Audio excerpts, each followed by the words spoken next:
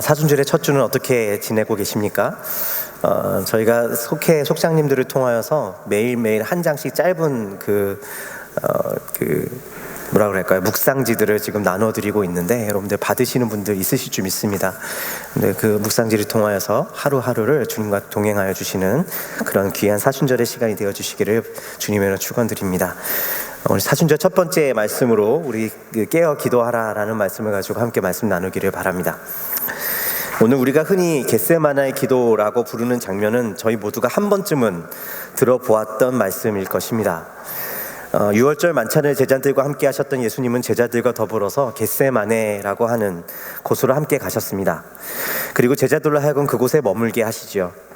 그리고 다시 베드로와 야고보와 요한만을 데리고 더 높은 곳으로 올라가시고는 내가 기도할 동안에 너희는 깨어 있으라 요청하십니다. 베드로와 야고보와 요한에게 깨어 있기를 요청하신 예수님은 이제 그들과도 조금 떨어져서 홀로 기도하시기를 시작하시죠. 기도의 내용은 모든 것을 하실 수 있는 하나님 아버지께서 이 잔, 곧 십자가의 잔을 할 수 있거든 자신에게서 옮겨달라는 것이었습니다. 그러나 내 뜻대로 하지 마시고 하나님 아버지의 뜻대로 하여 주시기를 기도하였던 것입니다. 우리는 이 말씀을 읽으면서 무엇보다도 예수님께서 기도하고 계시다는 사실을 확인하고 있습니다. 예수께서 기도하셨던 것처럼 기도는 우리가 견딜 수 없는 고통 앞에서 나아가야 할 피난처입니다. 기도는 우리로 하여금 폭풍 속에서도 우리를 붙들고 계시는 하나님 아버지의 얼굴을 보는 자리이며, 그래서 우리로 하여금 하나님 아버지의 뜻에 순종을 가능케 하는 자리가 되기 때문입니다. 오늘 말씀은 그러한 기도의 능력과 또한 기도 안에 있는 놀라운 신비를 우리 가운데 확인해 주고 있는 말씀이라고 할 수 있을 것입니다. 그러나 오늘 우리에게 이 말씀은 기도의 중요성만으로만은 다가오지 않는 것 같습니다. 그러하기에는 이 장면을 기록하고 있는 마가의 기록이 너무나도 자세하고 상세하게 예수님의 두려움과 아픔을 여실없이 기록해주고 있다는 사실 때문입니다.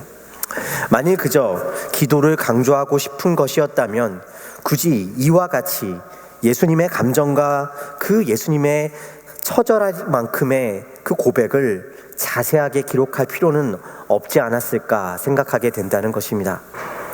마가복음이 이처럼 이때 예수님의 모습을 상세하게 기록할 수 있었던 것은 마가가 바로 당시에 예수님 바로 옆에 있었던 베드로의 증언을 기록하고 있었기 때문입니다. 저희가 마가복음을 함께 읽기 시작하면서 마가복음의 저자인 마가가 베드로의 비서의 역할을 했던 사람이었다는 사실을 알고 있습니다. 그러므로 마가의 기록은 베드로의 증언을 기록한 것이라는 사실 또한 우리는 확인했던 것이죠. 오늘 말씀에서 베드로는 겟세마네 동산에 함께 예수님과 올랐던 3명의 제자 중 하나로서 당시 그 곁에서 예수님의 그 모습과 말씀을 아주 자세하게 기록할 수 있었던 것입니다. 마가복음 14장 33절에서 34절의 말씀을 다시 한번 보겠습니다. 베드로와 야고보와 요한을 데리고 가실새 심히 놀라시며 슬퍼하사 말씀하시되 내 마음이 심히 고민하여 죽게 되었으니 너희는 여기 머물러 깨어 있으라 하시고, 베드로는 여기서 예수님께서 심히 놀라시며 슬퍼하셨다라고 이야기하고 있습니다. 심지어 예수님 스스로도 심히 고민하여 죽게까지 되었노라고 제자들에게 고백하고 계셨다는 것입니다. 실제로 예수님은 기도하기를 하실 수만 있다면 주님 내게서 이 잔을 옮겨 주십시오 라고 기도하고 계십니다. 마가복음 14장 36절의 말씀입니다. 이르시되 아빠 아버지여, 아버지께서 모든 것이 가능하오니 이 잔을 내게서 옮기시옵소서. 그러나 나의 원대로 마시옵고 아버지의 원대로 하옵소서 하시고, 우리는 이 지점에서 한 가지 질문을 안 할 수가 없습니다. 물론 그럼에도 불구하고 하나님의 뜻대로 되기를 구하고 계시기는 하지만 이제껏 제자들에게 자신의 죽음을 이야기해 오신 예수님의 기도와 태도로서는 조금 의아하게 느껴진다는 것입니다. 적어도 자신의 죽음을 예견하고 있었고 그것을 막는 제자들로 하여금 야단을 치기까지 하셨던 예수님이셨는데 어찌해서 예수님은 이것을 지금 두려워하시고 심지어 내가 죽기까지 되었다라고 말씀하고 계시냐라는 것입니다. 그리고 그리고 베드로는 이것을 이와 같이 전하고 있는 것인가 하는 것입니다. 어느 종교나 마찬가지겠지만 당시 유대교에 있어서도 순교는 매우 존경할 만한 행동이었습니다. 특히 예수님 시대 때를 전후하여서는 많은 순교자들이 나타나기도 했습니다. 로마의 권력은 자분이가 누구냐에 따라서 유대인들의 종교의식과 자치권에 대한 정책들이 계속해서 변화됐고 그에 따라서 로마와 유대인들 사이에는 늘 크고 작은 분쟁들이 있었습니다. 유대인들을 문화적으로 로마에 복속시키려고 하는 황제가 즉위하면 황제는 일부러 예루살렘의 성전 앞에 세울 수 없는 황제상을 세우거나 여러 가지 유대인들로 하여금 생각하기에는 가증한 것들을 세우려 했어 강제로 유대교에서 금지하는 음식을 먹이려고 하는 것으로 그들을 단합하기 시작했습니다. 유대인들은 그럴 때마다 죽음으로써 저항했죠. 우리가 읽는 성경에는 포함되어 있지 않지만 마카비서라든가 하는 신구약 중간 시대를 보여주는 책들을 보면 그들이 그러한 신앙을 지키기 위해서 얼마나 의연하게 죽음을 맞이했는지를 잘 묘사해서 보여주고 있는 것을 볼 수가 있습니다. 순교 앞에서 의연한 모습은 그들의 영적인 모습을 보여주고 있는 것입니다. 순교 앞에서 의연한 모습, 영웅적인 모습입니다. 그런데 사실 유대교뿐만이었겠습니까? 당시 로마나 헬라 문화 속에 살았던 사람들에게도 비록 종교는 다를지언정 그들의 적일지는 모르지만 이러한 순교, 영웅적인 모습은 적어도 존경받아져 왔음을 우리는 알 수가 있습니다.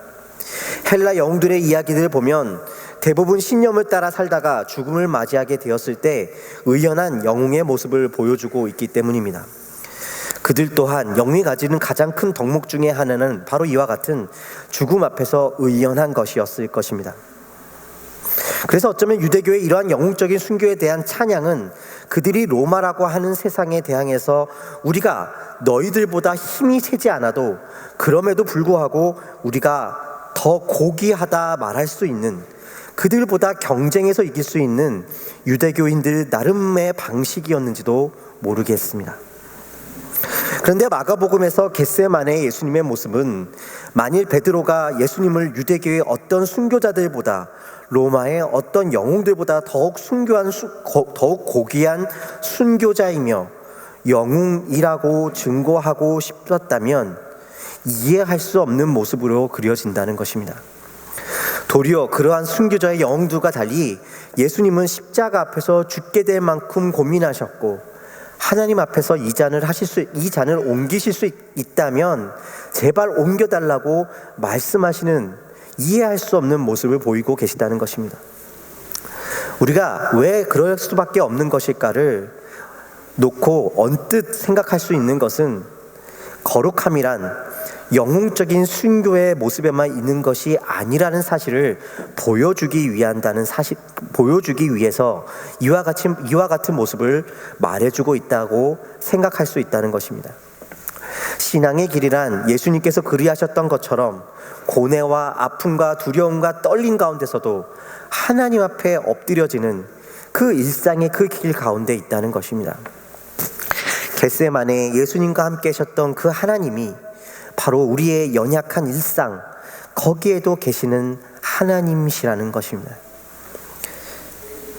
저 멀리 우리가 생각하기에 하나님을 위해서 죽음을 각오한 자들의 것만 하나님의 영광과 거룩함이 있는 것이 아니라 날마다의 삶 속에서, 날마다의 순간순간의 삶 속에서 그 연약하지만 하나님 앞에 나아가고 있는 그 모습이 하나님의 영광이요 또한 거룩함의 길이라는 사실을 우리에게 보여주시고자 한다는 것입니다.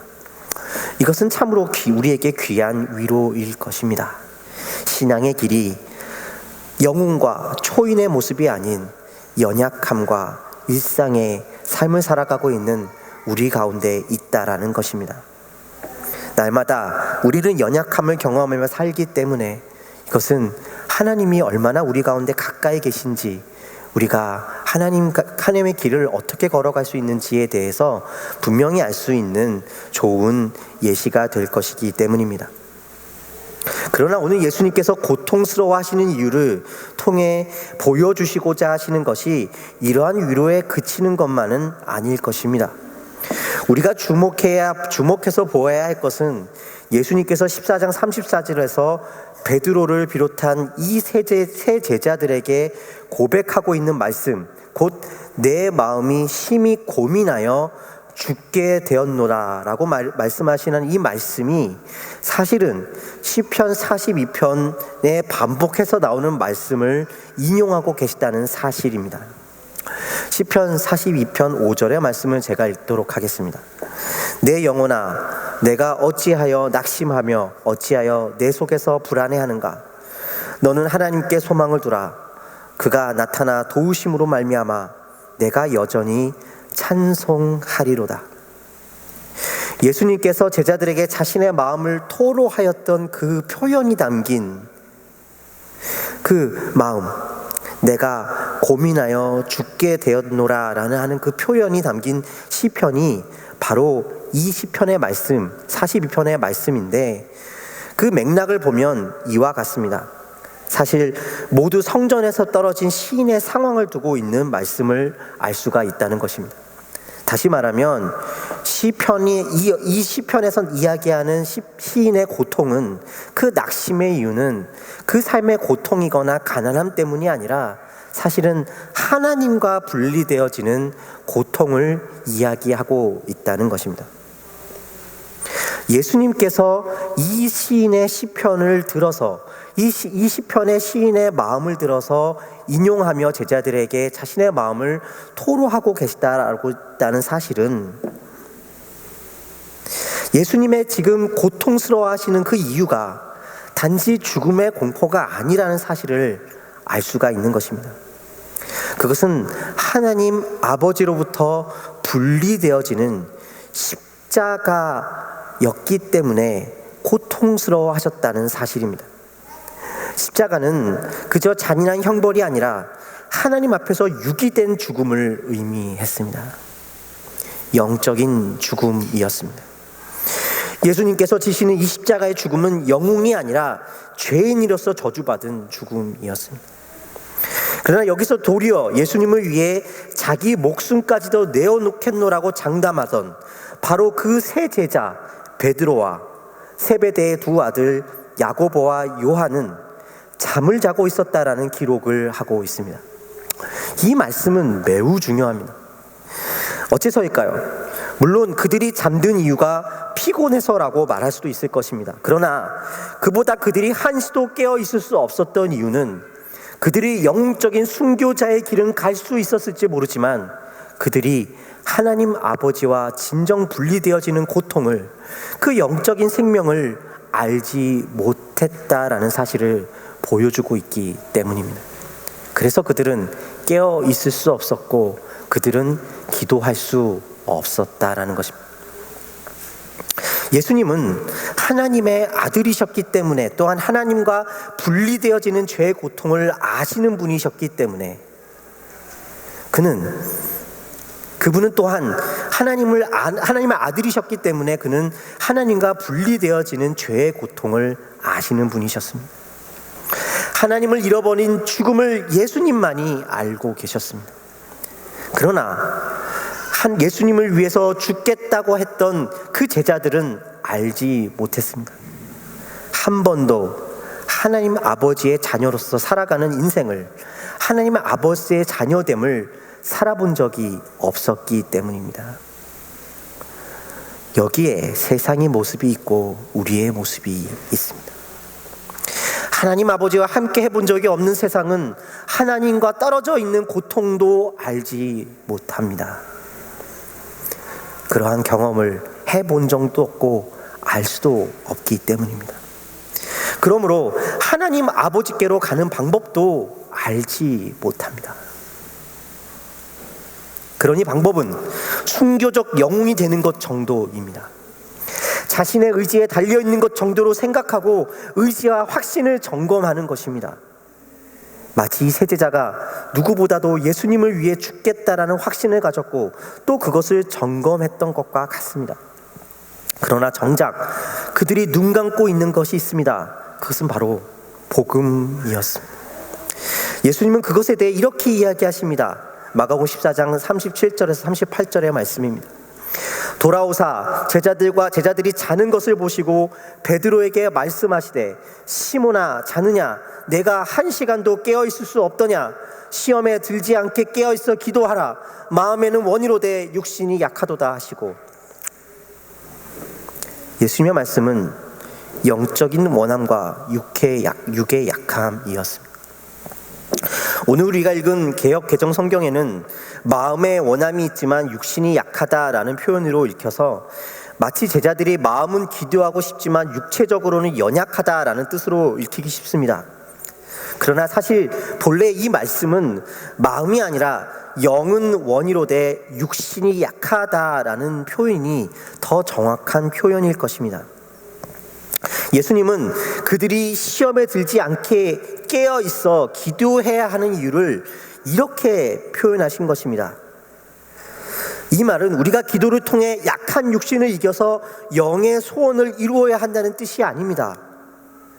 그들이 눈 떠야 하는, 깨어 있어야 하는 것은 자신들의 확신의 상태가 아니라 복음이 아니고서는 예수님의 십자가 없이는 하나님께로 나아갈 방법이 없다라는 사실을 알아야 한다는 것입니다. 우리는 자주 성경에서 육신과 영을 눈에 보이는 세상적인 것들과 우리 몸의 연약한 것과 혹은 그런 것들과 눈에 보이지 않는 종교적인 것들로 구분합니다. 그러나 성경은 육신을 율법주의를 나타낼 때, 그리고 영은 복음을 가리킬 때 사용합니다. 로마서 8장 3절에서 7절까지의 말씀을 보겠습니다. 율법이 육신으로 말미암아 연약하여 할 수 없는 그것을 하나님은 하시나니 곧 죄로 말미암아 자기 아들을 죄 있는 육신의 모양으로 보내어 육신의 죄를 정하사 육신을 따르지 않고 그 영을 따라 행하는 우리에게 율법의 요구가 이루어지게 하려 하심이니라. 육신을 따르는 자는 육신의 일을, 영을 따르는 자는 영의 일을 생각하나니 육신의 생각은 사망이요 영의 생각은 생명과 평안이니라. 육신의 생각은 하나님과 원수가 되나니 이는 하나님의 법에 굴복하지 아니할 뿐 아니라 할 수도 없음이라. 바울은 복음을 설명하면서 육신의 생각을 따르지 않고 영을 따라 행하는 것이라고 이야기합니다. 바울은 늘 이 두 가지가 싸운다고 이야기합니다. 그런데 이것은 좋은 생각과 나쁜 생각이 싸운다라는 의미가 아닙니다. 바울이 말한 육신의 생각이란 그것이 율법과 같은 선한 것일지라도 그것으로 스스로 하나님이 되려고 하는 것, 율법주의를 말하고 있는 것입니다. 나로부터 시작되는 확신으로는 영웅이 될 수 있을지 모르지만 하나님이 우리 삶의 주인이 되실 수는 없습니다. 하나님 없이, 십자가 없이 우리가 하나님께로 갈 수 있다고 믿는 것이 바로 우리가 영웅이 될 수 있을지 모르지만 주님의 자녀가 주님을 기쁘시게 하는 그 길을 갈 수 없는 이유가 되는 것입니다. 그 자체로 죄된 인간의 속성이고 하나님께로부터 더 멀어지는 길일 뿐입니다. 바로 이 사실을 예수님은 순교를 각오한 제자들에게 너희가 진정 눈 떠야 하는 진리라고 말씀하고 계시는 것입니다. 그렇다면 여기서 시험에 들지 말라 말씀하셨을 때 그 시험, 더 정확한 표현으로는 그 유혹은 무엇을 말하고 있는 것입니까? 소위 세상 쾌락을 말하는 것입니까? 그러니 그런 것에 물들지 말고 더욱 기도 열심히 하라, 더욱 교회 일에 힘쓰라라고 말씀하고 있는 것입니까? 아닐 것입니다. 주님께서 이야기하는 유혹은 율법주의에 들어가려는 유혹을 말씀하십니다. 우리가 스스로 영웅이 되려는 유혹을 말하는 것입니다. 예수님의 십자가를 통해 구원받은 내가 아니라 하나님에 대한 자신의 확신이 성공했는가, 그렇지 않았는가로 나를 판단하려고 하는 생각입니다. 그로 말미암아 나를 자랑하게 되거나 그로 말미암아 낙심하게 되는 삶을 말합니다. 그러므로 예수님께서 시험에 들지 않게 깨어 기도하라는 말씀은 도리어 그러한 육신의 생각에 빠지지 않기를 위해 복음으로 행하기 위해, 아니 복음으로 행함으로 기도하기를 위해 깨어 있으라고 말씀하시고 계시다는 것입니다. 우리는 모두 십자가로만 하나님께로 갈 수 있었던 자들임을 기억하시기를 바랍니다. 십자가가 내게 있지 않느냐? 이미 내가 십자가에서 죽은 자가 아니냐? 그러니 다시 십자가가 소용없는 삶, 종교적인 삶을 추구하며 살지 말라는 말씀입니다. 기도를 함으로써 종교적인 거룩함을 얻을 수 있기 때문이 아니라 이미 주 안에서 거룩해진 우리임을 잊지 말고 살아가기 위하여 기도하라고 말씀하고 계시는 것입니다. 우린 여기서 다시 한번 예수님께서 깨어 기도하라는 말씀의 의미를 되새길 수 있습니다.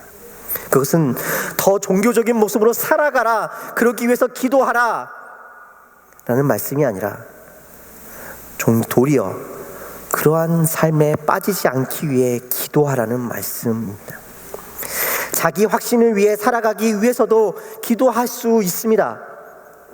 분명 예수님과 함께 했을 때 베드로도 제자들도 기도하지 않는 이들은 아니었을 것입니다. 그러나 예수님이 말씀하시는 기도한다는 것은 단순히 무엇을 이루기 위해서거나 내가 할 수 없는 일을 하나님께서 해주시기를 바라기 위해서거나 혹은 무엇을 견디기 위해서 기합을 넣는 것이 아닙니다. 예수의 십자가 아래 있는 육신이 아닌 영을 쫓아 복음 안에 살아가는 우리가 기도하는 이유는 내가 할 수 있는 일조차도 나의 자랑이 아니라 예수 그리스도의 복음 가운데 이루어지기를 소망하기 때문입니다. 내가 할 수 있는 일조차도, 내가 할 수 있는 그 일조차도 내가 했다고 말하는 것이 아니라 주님의 복음 안에서 이루어지기를 바라기 때문입니다. 그래서 기도할 수밖에 없는 것입니다.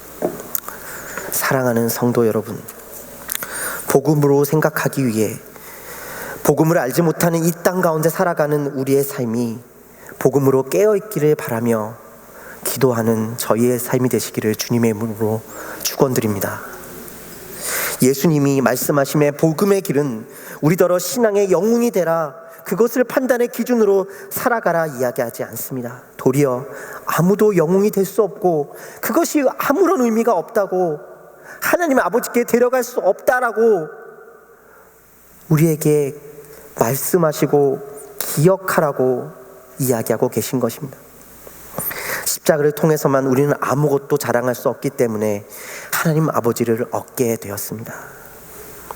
세상은 여전히 자랑할 것들로 영웅이 되는 것을 쫓으라 말합니다. 그렇지 못하면 낙심하라 이야기합니다. 그러나 주님은 이 복음 안에서 깨어 있으라 말씀하시고 이를 위해 기도하라 말씀하십니다. 우리가 기도하는 이유는 우리가 할 수 없는 불가능해 보이는 일이기 때문이 아니라, 다시 한번 말씀드리지만 내가 할 수 있어 보이는 일일지라도 나의 자랑이 되는 방식이 되지 않기를, 하나님의 일이 되기를, 그렇게 복음이 이루어지기를 바라기 때문에 기도하는 것입니다. 이것이 기도의 능력입니다. 때로 기도하지 않아도 우리가 할 수 없는 그 일이 이루어질 수 있습니다. 그러나 기도하지 않으면 우리는 깨어 있을 수 없습니다. 우리 자신의 삶이 복음에 중심을 두지 않게 됩니다. 하나님과 분리된 고통을 알지 못하는 세상에 살아가는 성도 여러분, 무엇이 진정한 고통인지를 깨어 알며, 또한 그 속에서 하나님께서 우리에게 어떠한 사랑으로 어떠한 구원을 이루셨는지를 기억하며 기도하며 하나님과 동행하시는 저와 여러분의 삶이 되시기를 주님의 이름으로 축원드립니다. 여러분 삶 가운데 복음의 역사가 늘 함께 하시며 깨어 기도하라 말씀하시는 그 예수님의 음성 앞에 순종하시는 저와 여러분의 사순절이 되시기를 주님의 이름으로 축원드립니다. 기도하시겠습니다.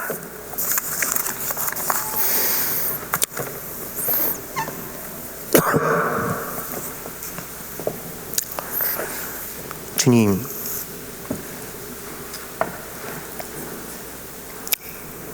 우리는 날마다 복음을 알지 못하는 세상을 살아갑니다.